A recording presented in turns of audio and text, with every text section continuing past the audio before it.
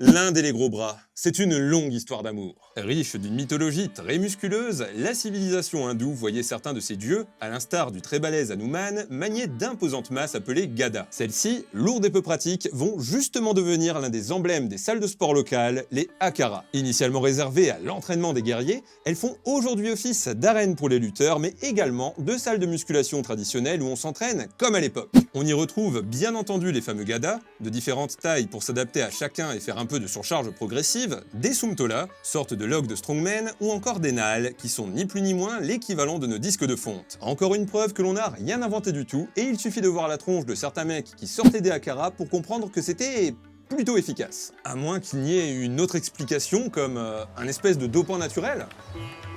Le Gange. Vous savez quoi, à 1 million d'abonnés, je vais me baigner dans le Gange. On verra si je ressors avec des super pouvoirs, une super force, ou si je ressors pas. Abonnez-vous, c'est pour la science.